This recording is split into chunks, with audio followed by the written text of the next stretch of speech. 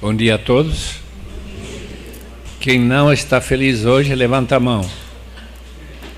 Vamos orar por você. Porque a palavra de Deus manda que todos sejamos felizes. Interessante o mandamento da palavra. Regozijai-vos sempre no Senhor. Eu sei que as suas circunstâncias sempre dão motivo para se alegrar. Mas se você está em Cristo, todos os males que estão afligindo sua alma vão desaparecer. Todo é passageiro. Esta época em que nós estamos vivendo, escatológico, está debaixo da tutela do demônio. Todo mundo, diz 1 João 5,19, jaz no maligno. Então, nosso contato com este mundo forçosamente nos envolve em situações que precisam de muita fé e muita confiança que o melhor está para vir e não o pior. Essa diferença do não cristão daquele que tem fé no Senhor Jesus. Nós somos salvos na esperança. Romanos 8:24. Eu estive na Índia em 88 e qual foi a minha surpresa saber que a língua de Kerala, onde eu estava, não tinha a palavra esperança. Que impacto religioso tem uma língua que não tem a palavra esperança? É o cristianismo que enfatiza que a vida deve ser movimentada com combustível chamado esperança. Romanos 8:24.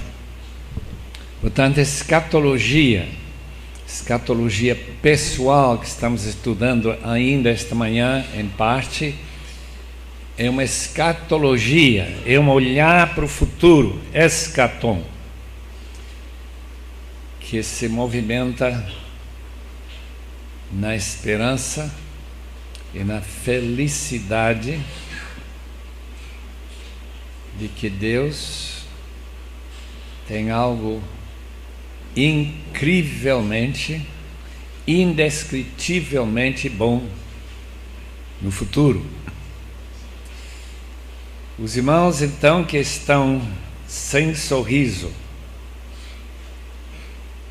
na cara, e tem alguns aí que estão realmente preocupados, dá para ver, o melhor está vindo. Confiem no Senhor e Ele o fará. Vamos orar pedindo que Deus nos proteja de toda investida satânica, para que sua mente, que tem uma tendência de relaxar quando deveria estar funcionando, tenha algo especial para interessá-lo. Para aqueles que têm muito interesse, estão aqui ávidos para aprender, que o demônio não permita que alguma coisa que eu fale errado seja lembrado por você. Imagina, lembrar uma coisa errada. Mas que esse filtro divino, o Espírito Santo, que mora em nosso processo mental, esteja filtrando tudo que os irmãos vão ouvir esta manhã e durante esses dias, para retirar aquelas bombas que explodindo fariam grandes buracos na sua cabeça, em vez de grandes processos de sementes que vão criar árvores frutíferas na sua mente, cabeça e pensamento. Eu sei que os irmãos todos desejam isso, portanto, orar, pedindo que Deus nos ajude a avançar nesse sentido. Não vão ter nenhuma resistência contra uma oração como essa. E nós queremos agora orar, pedindo que Deus seja de fato gracioso conosco, para repartir conosco um pouco desse pão da vida, pão celestial, pão da sua palavra. Não só de pão viverá o homem, desse café de manhã tão gostoso, mas de toda a palavra que emana da boca de Deus. Senhor, estamos aqui dependendo inteiramente de Ti. Nós temos Tua palavra escrita, inspirada pelos Teus profetas e apóstolos, mas nós não conhecemos. Nós vemos como se por um espelho, obscuramente. O futuro, nosso Deus, tem tantas possibilidades de desvios, de má compreensão das realidades aqui escritas, para que nós aprendamos a humildemente dizer: Senhor, ensina-nos a Tua verdade. Portanto, não permita que algum erro meu venha atrapalhar a vida de meus irmãos, mas que tudo que for verdade, que segundo a Tua preciosa palavra seja corretamente entendida, possa frutificar para a vida mais entusiasmada para Te servir e para Te glorificar e para colocar Deus de fato no centro de cada vida.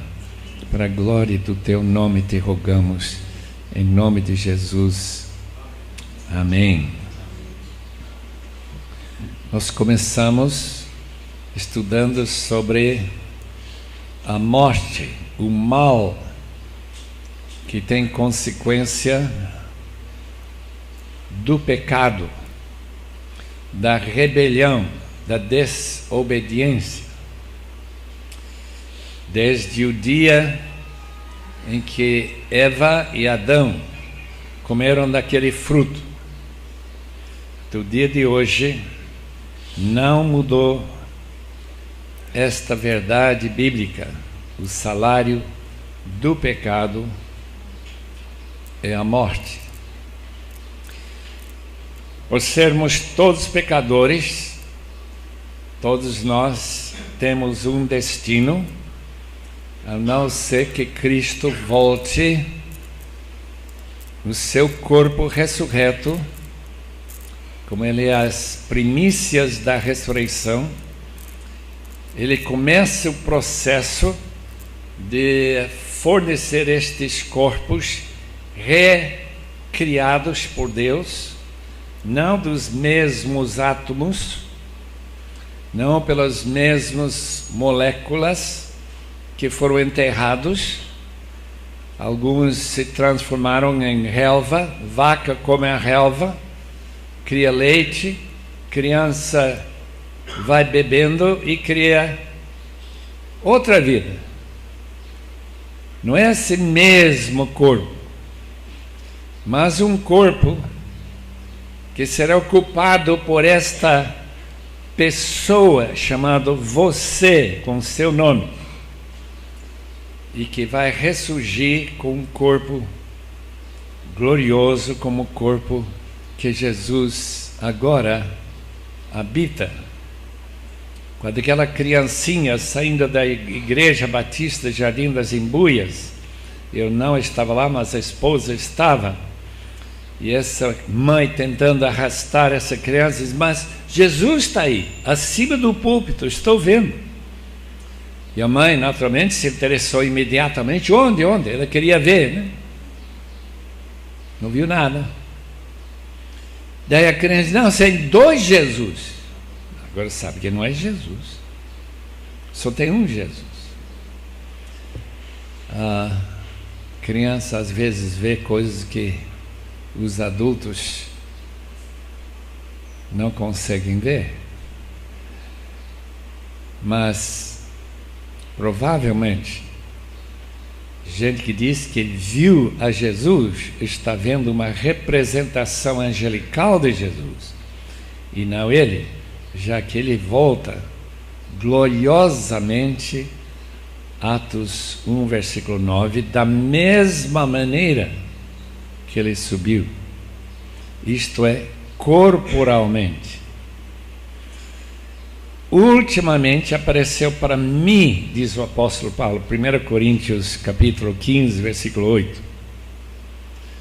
Ultimamente, isto é, até ele voltar. E nessa volta, grandes transformações neste mundo. E para aqueles que creem em Cristo vai ser completar o que a Bíblia chama de salvação futura, completar aquilo que começou quando nós morremos com Cristo e nos unimos a Ele no seu glorioso corpo. Todo mundo está entendendo? Porque eu sei que alguns já têm perguntas. Alguém até chegou e fez uma pergunta para mim ontem. Uma pergunta bem válida. Se Moisés morreu, Elias de fato não morreu, como eles compareceram em Mateus 17:4 e conversaram com Jesus quando ele foi transfigurado naquele monte sem nome,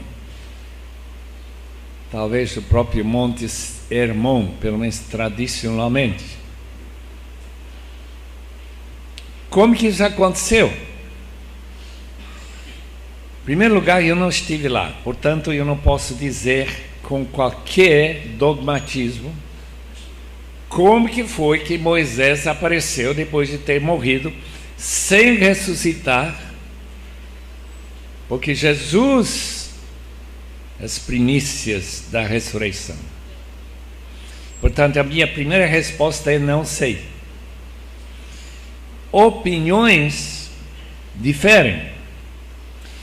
Posso dar uma opinião que qualquer pessoa que morre, Deus sendo todo-poderoso, pode levantar essa pessoa do seu leito de dormir e acordá-lo.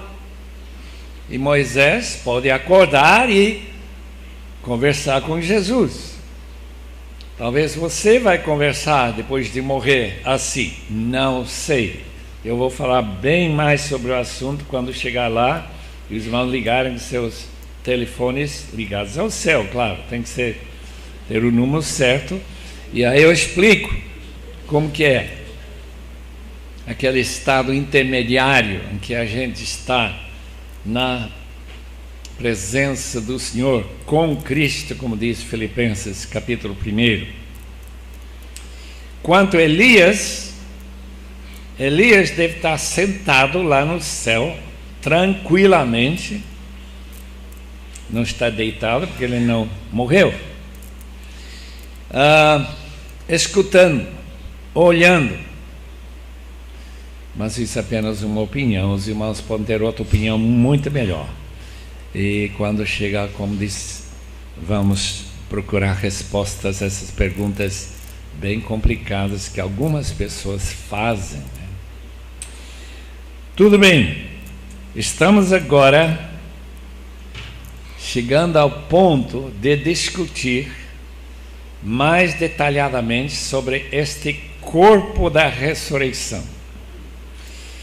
A palavra diz em 1 Coríntios 15 e em 1 Tessalonicenses 4, 16, pelo menos 13 a 18, que os mortos, os que dormem em Cristo, fisicamente relacionados com a velha época, mortos, ressuscitarão primeiro. Primeiro de quê? Antes daqueles que, sendo transformados e recebendo seus corpos reciclados, transformados, modificados radicalmente para ser corpos espirituais, antes deles serem arrebatados para o encontro com Jesus nos ares, esses que estavam mortos, minha mãe, meu pai, meus avós e quantos outros que a gente sabe que já foram enterrados, subirão primeiro para o encontro com Cristo, para depois voltar e reinar com Ele aqui na terra. Reinar com um corpo semelhante àquele corpo de Cristo. Quando Himeneu e Fileto, 2 Timóteo 2,18, afirmaram que a ressurreição já tinha ocorrido, eles foram redondamente condenados por Cristo. Eles estavam errados. E é muito bom que eles estavam errados, porque se não há uma ressurreição, tal como a Bíblia descreve com tantos detalhes em 1 Coríntios 15 e versículos 22 em diante, onde ele fala de que há uma diferença entre a luz de uma estrela para o outro, há uma diferença entre a semente que a gente planta e a própria planta que vai surgir dessa semente, que a própria morte é a porta pela qual essa nova realidade da ressurreição vai chegar. Isto não pode ter ocorrido ainda, a não ser no caso de Jesus Cristo. Esse corpo chamado espiritual, contrastado com este corpo de sangue e carne. Uma modificação tão radical que é difícil descrevê-la. Essa transformação, por exemplo, hoje, você e eu somos dominados pelo centro eu, que produz egoísmo, que interpreta todos os acontecimentos em relação a mim. Quando eu escuto esses corinhos que a gente canta, eu estive na louvação o ano passado, eu fiquei admirado. Perguntei, quando eles queriam que a gente também desse alguma opinião, eu tive que trazer esta opinião. Olhem para cada música que foi cantada na louvação, sempre voltado para eu, mim. Por quê? Porque eu sou central para mim. Quando você recebe seu corpo ressurreto, sua centralidade não será mais eu, vai ser ele. E essa é a diferença fundamental que nós estamos aprendendo na santificação a viver. Se os irmãos abrirem suas Bíblias e marcar, todo mundo trouxe Bíblia, né? Senão eu teria trazido Bíblia. Eu tenho Bíblias em casa que eu podia emprestar para vocês. Uma das bênçãos é escutar gente abrindo e folhando a Bíblia. 1 João 4, versículo 17.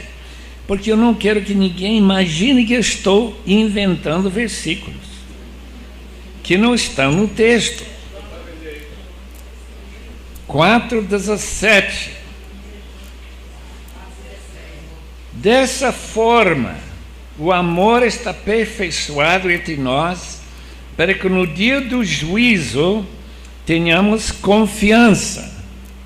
E qual é a confiança que nós teremos no dia de juízo? Em vez de ficar envergonhados, como diz 1 João 2, afastados dele, envergonhados. E esta é a confiança que nós temos, porque neste mundo, nesta época, somos como Ele. Que frase fantástica! Nós somos como Ele neste mundo. Quer dizer, a habitação de Cristo pelo seu Espírito em sua vida hoje marca a realidade que futuramente no seu corpo ressurreto será 100%. E agora 10%, 15%, talvez 20%. Esse é o problema que nós estamos vivendo toda hora. Quem é mais importante aqui hoje? Não sou eu. É Ele. É Ele. Gostaria muito que vocês que têm dom de compor músicas, que vocês concentrem nesta realidade bíblica, que Ele é mais importante do que eu. Os santos do passado entenderam isto muito melhor do que nossa geração individualista, porque Cristo morreu pelo seu corpo. Dificilmente nós vamos encontrar o texto que diz que Ele morreu por mim, ou que se não houvesse mais ninguém no mundo, sou eu que Ele teria morrido. Eu não sei, a Bíblia não ensina isso, segundo eu entendo. Ele morreu para o seu corpo, para transformar o seu corpo num corpo que coloca em primeiro lugar a Deus, em segundo lugar coloca seu corpo, nossos irmãos em Cristo, e em terceiro lugar sou eu. Eu sou importante para Deus, com certeza, mas eu sou importante para Deus porque faço parte do seu corpo. Este dedo, se for cortado, se o irmão pegar um machado e retirar esse dedo deixará de ter importância alguma em relação ao corpo, a não ser a sua falta. Sentir a sua falta. Eu tinha uma amiga que cortou os dedos, assim cortando grama, e colocou a mão e a coisa começou assim. Ele foi correndo para costurar, não chegou a tempo e os dedos foram inutilizados. E quando isso acontece, os irmãos entendem que isso compara-se a nós quando estamos separados de nossos irmãos e de nosso Senhor, cabeça do corpo. Mas isso já vai mais longe do que escatologia da ressurreição. Só para enfatizar que um dia eu não serei mais egoísta. Eu estou bem desejoso, e quem talvez deseje ainda mais a minha esposa. Como será bom se o Russell Shedd não fosse tão egoísta. E naturalmente a gente deseja criar filhos influenciar a nossa igreja, se você é pastor, a deixar de ser tão egoísta, sentir-se tão orgulhoso daquilo que você é, quando Paulo diz: que você tem, que você não ganhou, entendido de graça? Por que você se orgulha? Corpo espiritual, corpo como aquele que Jesus tem, ainda tem. Onde que ele está? Eu gostaria de saber, claro, né? Mas eu admito que se eu chegasse eu não poderia vê-lo, porque ele teria que se manifestar naquele corpo de uma maneira que o radar da luz comunicasse, batesse nele e voltasse para mim, o que provavelmente não ocorreria. Por exemplo, ele poderia estar aqui no meio da igreja, como ele estava no meio das igrejas do Apocalipse, andando no nosso meio, mas ninguém veria. Nós cantamos esse corinho esta manhã, eu estava pensando, mas o que estou realmente querendo ver quando eu vejo ao Senhor?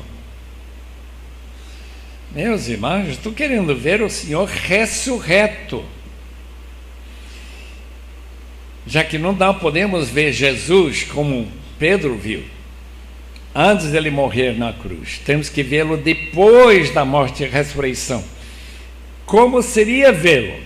E que diferença faria se nós víssemos a Ele? De qualquer maneira, a Bíblia ensina que este corpo que nós herdaremos, corpo em que nós seremos salvos, quando aquela moça da Exército de Salvação chegou naquele carruagem em Londres para evangelizar, ela entrou em um daqueles compartimentos que esses trens da Europa têm, e lá estava sentado um barbudo, e ela disse: o senhor está salvo? Ela não entendeu nada que ele falou em seguida. Ele disse: você está perguntando se eu já fui salvo, se eu estou sendo salvo, ou se eu serei salvo? Isso que ele falou em grego. Eu não tinha a mínima ideia de que ela estava falando como o famoso B.F. Westcott, perguntando se ele estava salvo. Naturalmente, ele vai dar uma lição sobre o que a Bíblia ensina sobre a salvação. Salvação é uma realidade passada, temos sido salvos, diz Efésios 2:8. Nós estamos sendo salvos, 1 Coríntios 1:18, 2 Coríntios 2:15, nós que estamos sendo salvos, e Romanos 5:9 e outros versículos, nós seremos salvos. Nós temos que crescer para a salvação. E a Bíblia ensina claramente que a ressurreição é completar este processo de salvação, glorioso processo de transformação, para que nós sejamos de fato como Ele é. 1 João 4:17. A ressurreição que ocorrerá imediatamente antes da volta de Cristo é chamada a primeira ressurreição. Por exemplo, em Apocalipse 20, especificamente diz: vi tronos em que se assentaram, versículo 4, aqueles a quem havia sido dada autoridade para julgar. Vi as almas dos que foram decapitados por causa do testemunho de Jesus, da palavra de Deus. Eles não tinham adorado a besta, nem a sua imagem, e nem tinham recebido a sua marca na testa, nem nas mãos. Eles ressuscitaram, reinaram com Cristo durante 1000 anos. O restante dos mortos não voltou a viver até se completaram os 1000 anos. Esta é a primeira ressurreição. Se aqueles que morreram em Cristo, que dormem em Cristo, vão ser ressuscitados primeiro, então dá para entender claro e especificamente que eles serão levantados dentre os mortos na primeira ressurreição e não na segunda ressurreição, que ocorrerá após o milênio. Agora em João capítulo 5, talvez os irmãos teriam dificuldades em entender. O texto diz o seguinte, versículo 28 de João 5: Não fiquem admirados com isto, pois está chegando a hora em que todos os que estiverem nos túmulos ouvirão a sua voz e sairão. Os que fizeram o bem ressuscitarão para a vida, e os que fizeram o mal ressuscitarão para serem condenados. Esse texto tem levado alguns a pensar que as duas ressurreições são simultâneas. E se nós não tivéssemos a clara referência à segunda ressurreição ser 1000 anos depois, nós chegaríamos à mesma conclusão, porque não há aparentemente nenhum intervalo.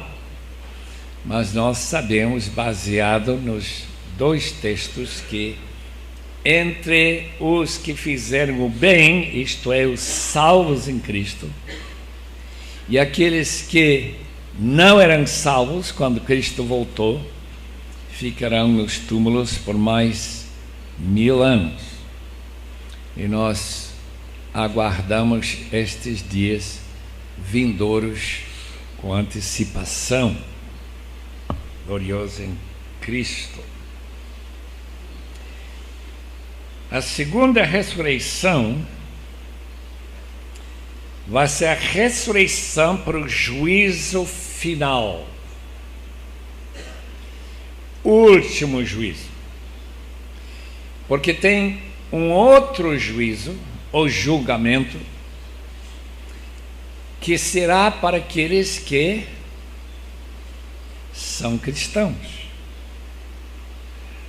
Todos nós, segundo Coríntios capítulo 5, 10, todos nós, Paulo incluído, eu estou incluído, e você, se for crente, está incluído, compareceremos diante do tribunal de Cristo para receber o bem e o mal que nós fizemos.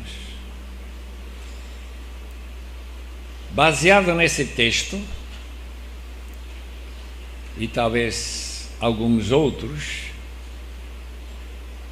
a Igreja Católica desenvolveu a teoria do purgatório. Purgatório, como a própria palavra indica, significa tirar os pecados não perdoados quando a pessoa morreu. A Igreja Católica ensina que quando você foi batizado, normalmente pequenininho, criancinha, o pecado original de Adão foi cancelado, perdoado. Daí para frente você tem que tratar os pecados que você comete com penitências. Mas como muitos católicos não cuidam de suas penitências, não confessam seus pecados, não recebem a absolvição do padre, lá vai para o purgatório. E meus amigos, purgatório não é brincadeira na teologia católica. Eu estive em Roma em 1954. Alguns nem nasceram ainda que estão aqui.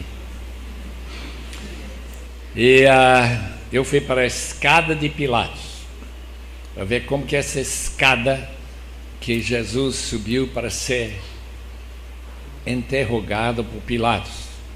Lá tinha uma placa que diz assim: quem subir esta escada de joelhos, não pode subir a pé, não, receberá indulgência de 3.000 anos no purgatório. Se eu tivesse crido nessa declaração, eu só precisaria subir uns 3, 4 vezes e escapar do purgatório inteiramente. Todos os meus pecados retirados pela indulgência. Agora os irmãos estão rindo, porque é óbvio que aquilo que a gente pode fazer em 20 segundos não apaga pecado nenhum, muito menos 3.000 anos de chamas purificadoras. Mas o que significa esta frase de 2 Coríntios, capítulo 5, versículo 10? Essa é a pergunta-chave. Receberemos o bem, galardões, e receberemos o mal que fizemos. Mas eu não fui perdoado. Nossos pecados, como diz Isaías, não foram todos lançados no fundo do mar.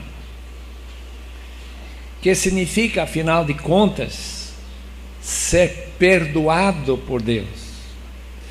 Ou Romanos capítulo 8, versículo 1, não há nenhuma condenação para os que estão em Cristo Jesus. Aqueles que conscientemente andam segundo a lei do Senhor, que vivem em comunhão com Ele, que estão unidos a Ele, ressuscitaram com Cristo.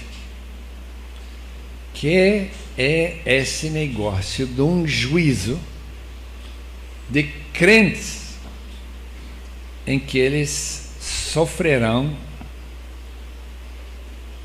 pelo mal que eles fizeram. E não esqueçam que crentes fazem coisas erradas. Talvez aqui não tem ninguém que fez coisa errada, mas tem crentes que têm feito muito mal, ou para suas famílias, ou para sua igreja, ou para a própria causa de Cristo. São pessoas em todo sentido condenáveis, mas estão salvos, perdoados. A Bíblia não explica que tipo de sofrimento esse purgatório evangélico será. Não explica. Pelo menos eu não encontrei. Portanto, eu tenho que especular. E os irmãos podem dizer que o Russell Shedd especulou assim, errado ou corretamente.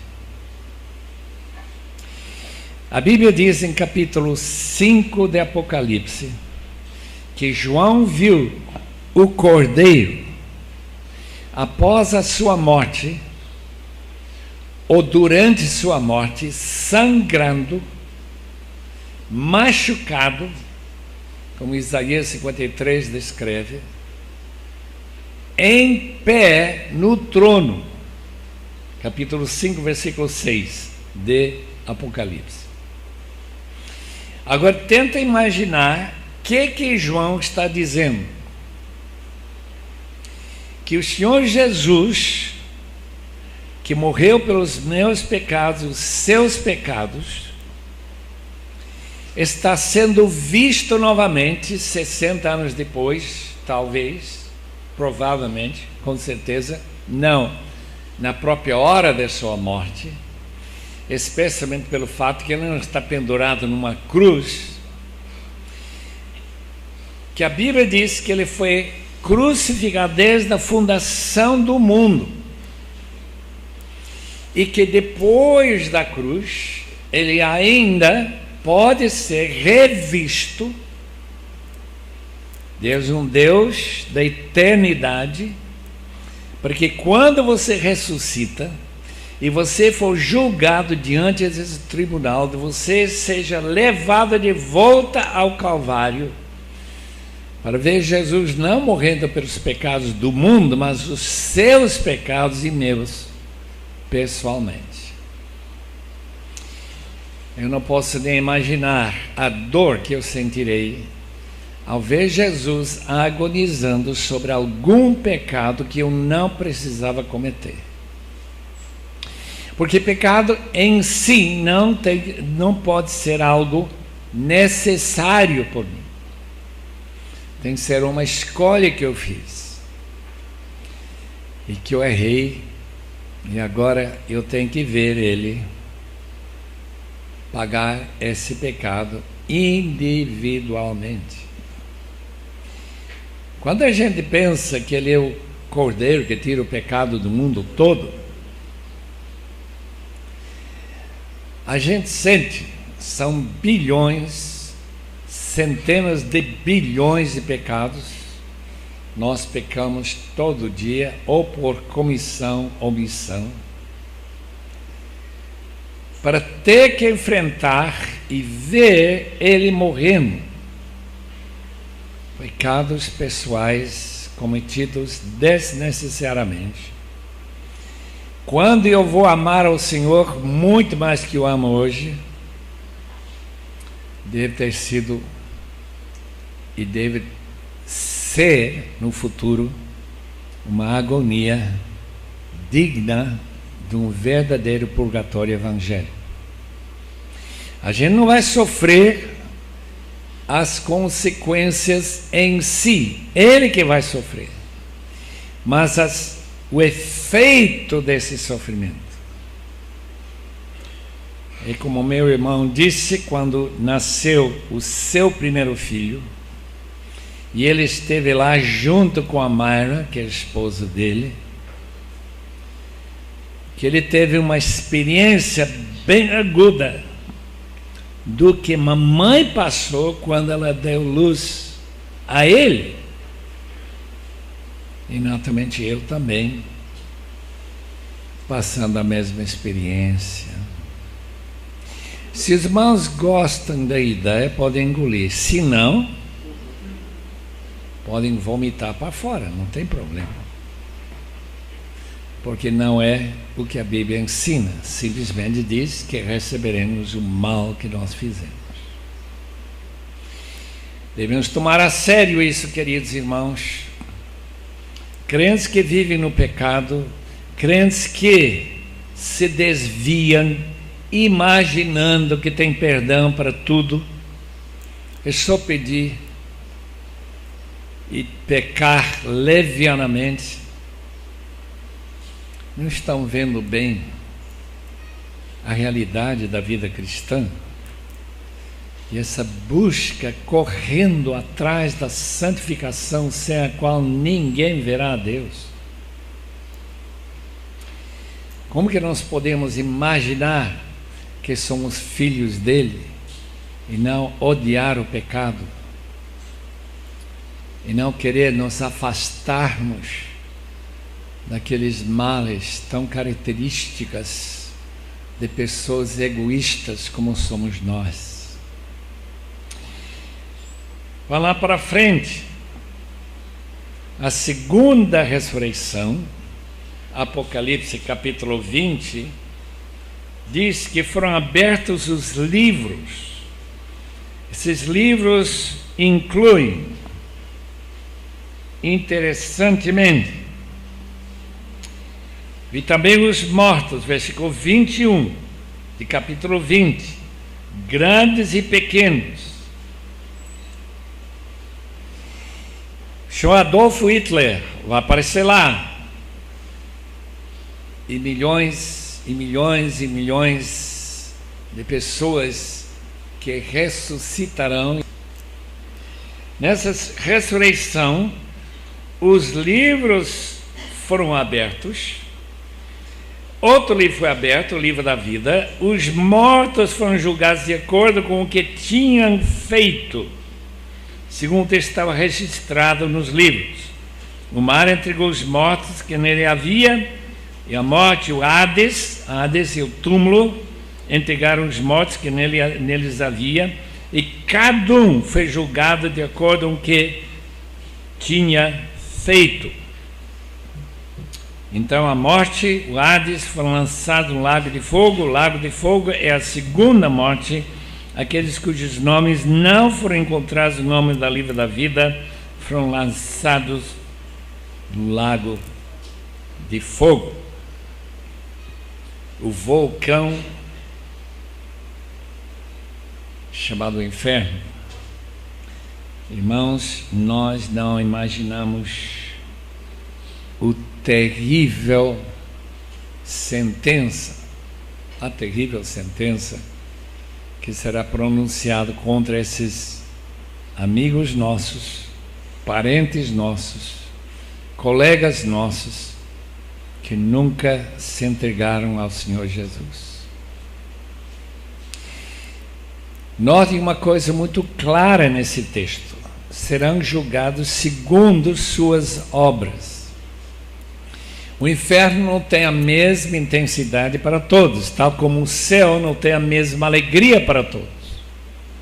Alguns vão ficar mais alegres do que outros, porque os galardões e os castigos do inferno estão relativos às obras de cada um.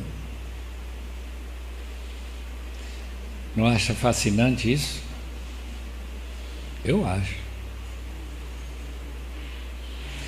Tem algumas pessoas aqui que ninguém conhece quase, pelo menos eu não conheço. Não tem fama. Aparentemente são pessoas sem obras. Tem pessoas ruins, da mesma forma, correspondentes uns aos outros, os galardoados e os condenados.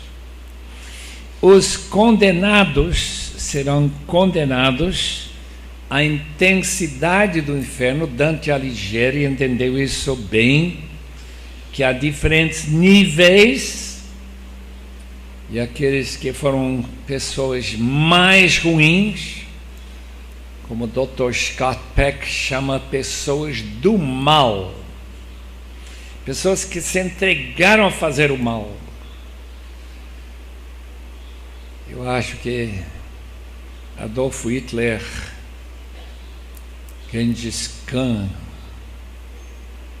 aqueles bolchevistas que mataram judeus e penduraram eles em fios para secar diante do sol, morrendo assim, com torturas incríveis, que há o fundo do inferno. E tem aqueles indivíduos que não pensaram nem muito a favor, muito contra, brasileiros que a gente tem contato todo dia, gente comum, não fiz nada de errado, esse tipo de gente, né? A gente conversa com eles constantemente. Nunca fiz nada errado, eu nunca machuquei ninguém, eu nunca matei ninguém. Toda essa turma lá também estão lá no inferno.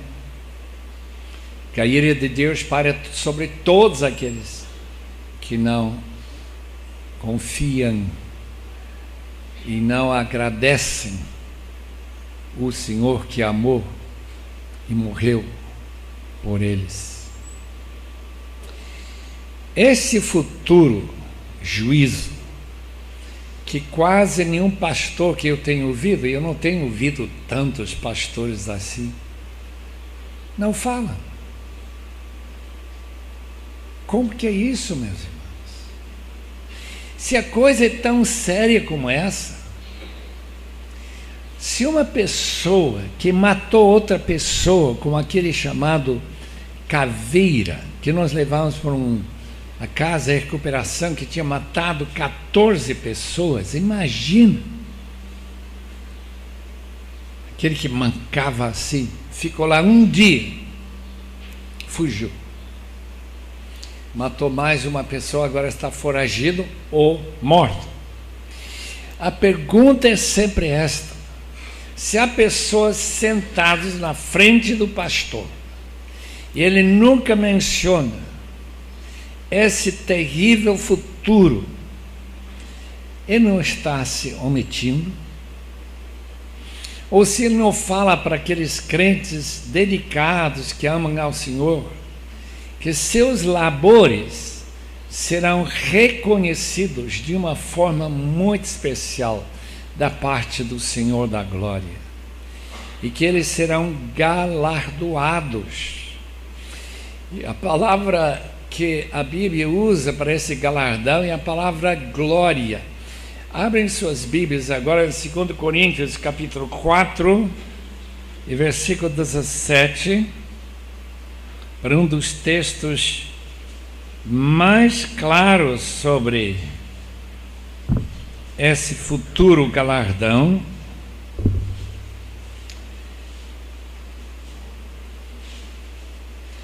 Versículo 16 começa com essa frase: nós não desanimamos, embora exteriormente estejamos a desgastar-nos, interiormente estamos sendo renovados dia após dia.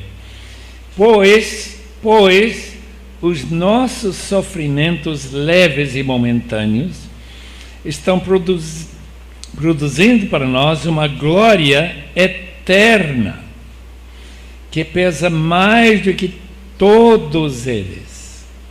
Quer dizer, todos os nossos sofrimentos, esforços, cansaço de servir a Cristo será recompensado com galardões chamados peso de glória. A palavra peso aparece nesse texto por uma razão muito especial, e que a palavra glória no original hebraico, não grego, é peso. Uma pessoa pesada, não necessariamente de corpo, né, que comeu demais, mas uma pessoa que tem peso em termos de moedas, de animais, como Abrão era uma pessoa pesada, Jó era pessoa pesada e assim por diante. Essas pessoas receberão um peso lá no céu de glória, bem acima daqueles que pouco ou nada fizeram para glorificar o Senhor. Os irmãos estão imaginando que haveria possibilidade de inveja no céu? Eu vejo meu irmão aí, minha irmã, que eu desprezei aqui na terra, achando que era um crente bem comum, sem muito valor, e chega lá e ele está sendo galardoado com muito mais glória do que eu, e a gente começa a rasgar a cabeça: Senhor, mas como que é isso? Essa pergunta, como é isso? E por que não eu? A razão, meus irmãos, é que Deus não julga segundo a aparência. Ele julga justamente. E aqueles servos, aqueles que servem com mais dificuldade, pessoas que têm menos opções, que têm menos oportunidades e tantas outras faltas não tem bom preparo mental, escolar e assim por diante, aqueles que, mesmo assim, serviram a Deus de uma maneira tão dedicada, serão galardoados de uma maneira maravilhosa. Eu encontrei em Ariquemes, Rondônia, um evangelista cego. Eu tento imaginar como que a gente vai evangelizar com um cego. A gente nem sabe se a pessoa está prestando atenção, né? Não pode colocar a mão nos olhos dele e ver se ele está realmente acompanhando o que estou dizendo, né? Naturalmente a gente não pode julgar, do nosso ponto de vista, quem serão. Mas Paulo diz, aqueles que sofrem pelo Senhor, serão mais galardoados no futuro. O que é galardão? Não é nada de algo que produziria inveja. Não é que algumas pessoas vão brilhar mais, ou ter uma coroa mais pesada de glória na cabeça. Aliás, as coroas que os crentes ganham, por exemplo, a coroa da vida, que nós encontramos em Tiago, as coroas são grinaldas que na antiguidade eram feitas de folhas. Por isso que a palavra de Deus fala de grinalda que não murcha, que não envelhece. Quer dizer, uma alegria permanente por ter escolhido servir ao Senhor com dedicação e amor. Mas a verdadeira diferença entre cristão para cristão, que a Bíblia chama de galardão, aqueles que são convidados a entrar no gozo do seu Senhor e podem se alegrar mais naquele gozo.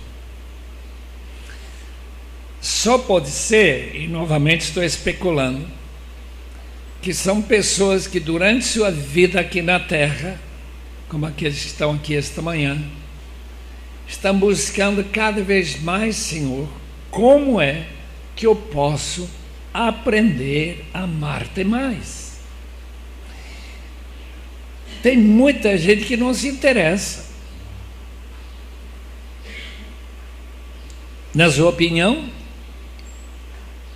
eles creem, estão salvos,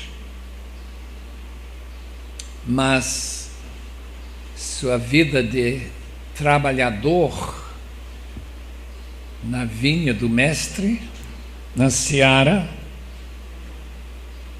é bem desinteressado. Está interessado. Abrem suas Bíblias para 1 Coríntios 3.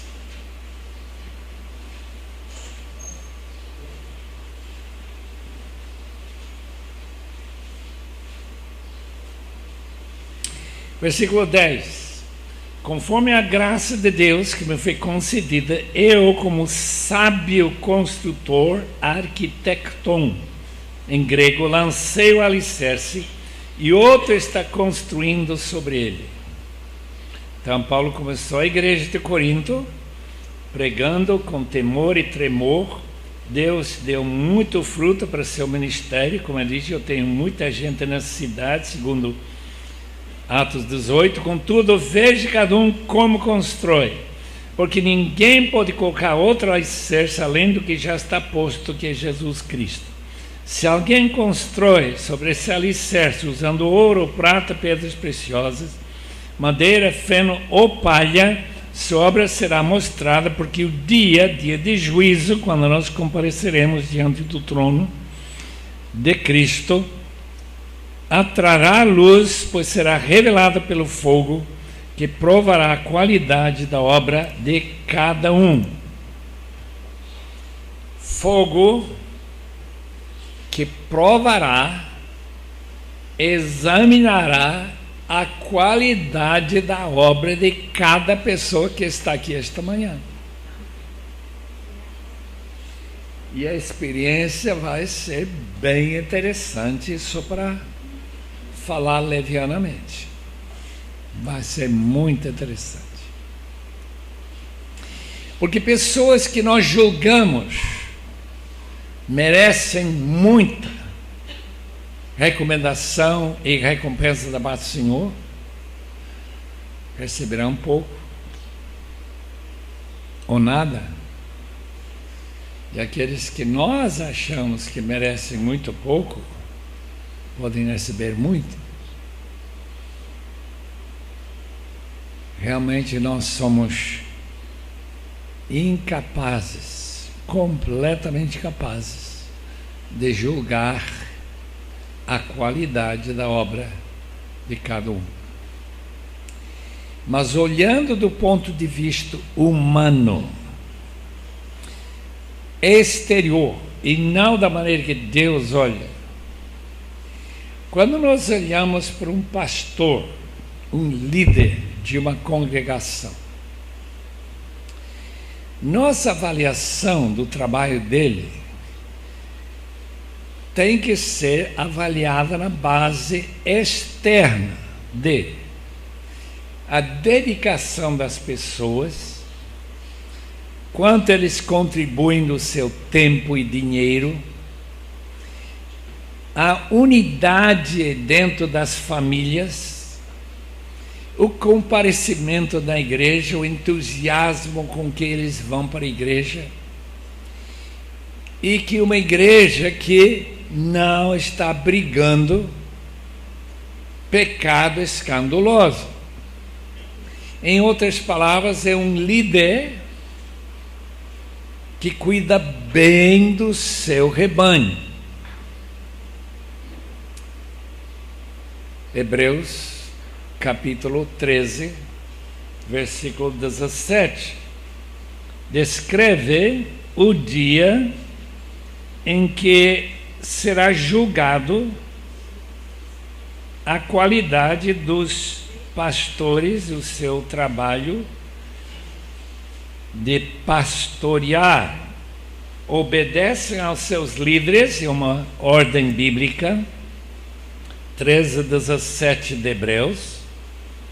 Submetam-se à autoridade deles, eles cuidam de vocês como quem deve prestar contas, obedeçam-lhes para que o trabalho deles seja uma alegria e não um peso, pois isso não seria proveitoso para vocês. Em outras palavras, não é somente o líder pastor que vamos reconhecer está sendo honrado, recompensado e galardoado pelo Senhor, mas a própria igreja dele será abençoada e galardoada por causa da liderança dele em estimular as pessoas a buscar mais do Senhor. Uma pesquisa feita em 1988 em Brasília por um colega meu chamado Glenn, não é o irmão Glenn Clayton que está aqui também, mas não era ele, era o outro que ensinava a Bíblia lá no Seminário Batista de Brasília. Ele pediu que os seus alunos na classe da Bíblia, do estudo da Bíblia, falassem com os membros das igrejas da DF, do DF, e tragam os comentários dos membros, como que seus construtores da casa de Deus local, como que estão indo. Resultado da pesquisa foi o seguinte: O consenso é este: os pastores leem a Bíblia, mas não explicam a Bíblia. Eles leem a Bíblia, é verdade, mas eles não aplicam a Bíblia, à vida dos membros. Os membros continuam vivendo como sempre viviam. Parece, isto talvez é uma indicação realmente que interessa os pastores brasileiros em geral, não é todos, claro. Parece que estão mais interessados nos negócios da igreja do que o crescimento espiritual dos membros. Se isso for seu caso, pastor, saiba que no dia de juízo será tudo revelado. Qual foi seu verdadeiro interesse? Que Deus abençoe os irmãos ao pensar sobre esse dia final, D maiúscula, quando todos nós compareceremos diante do tribunal de Cristo.